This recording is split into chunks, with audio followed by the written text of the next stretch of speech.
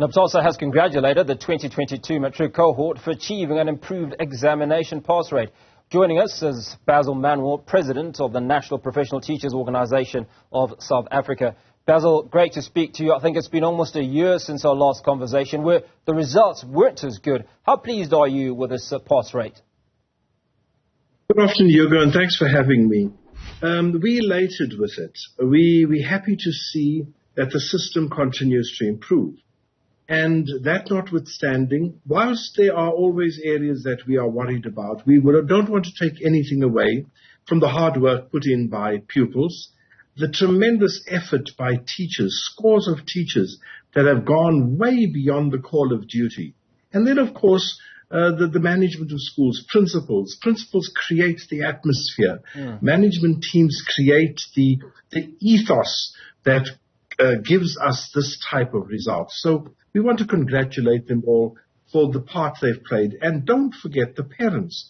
They've done a tremendous amount. It doesn't matter how much a school does. If the parent isn't part of it, then nothing can happen. So, yes, we're elated.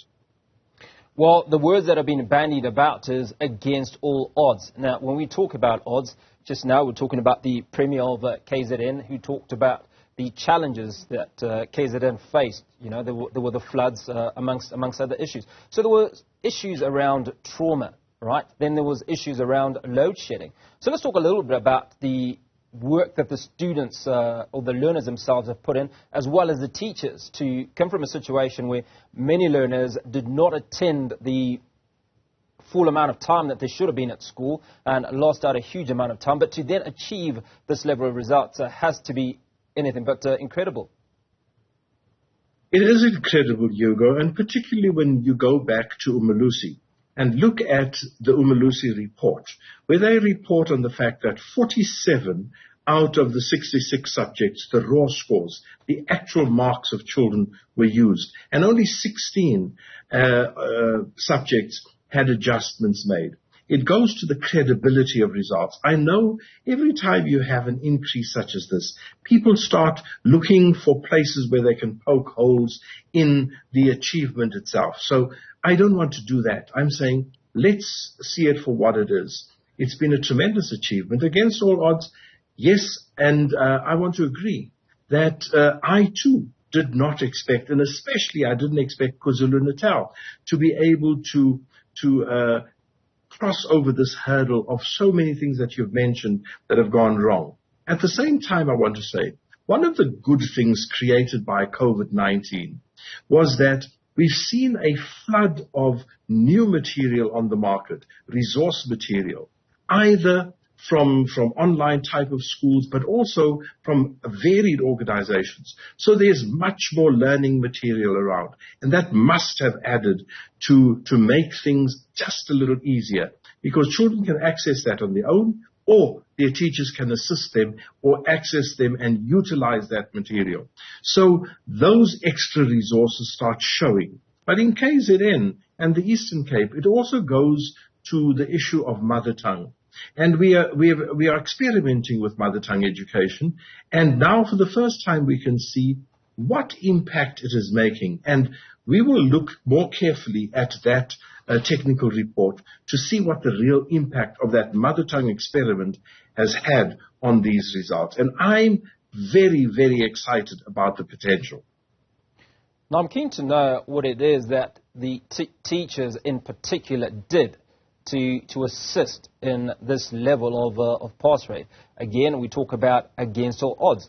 So we're up against a situation where no one, yourself included, as you mentioned, expected an improvement, let alone maintenance of what the class of 2021 had achieved. Absolutely. Hugo, we've seen teachers spending an enormous amount of time at school with learners. I'm talking about before school and after school. I'm talking about holiday classes.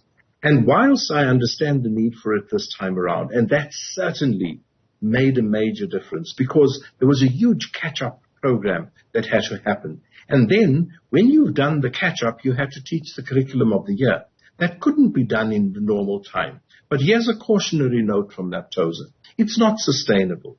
because we are worried about the mental health of our own members. We are worried about the fatigue, the burnout of our own members. So whilst we are lauding it at the moment, we are also worried that people mustn't think that this is the solution to continued improvement in results.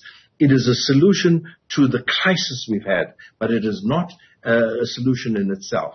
We've got to see that we start improving the other things in the system that would lead to improved results. Because the challenge now is, where to after the 81%? And Naptosa is saying, first, let's look at the quality of passes. Then let's look at increasing the number of passes.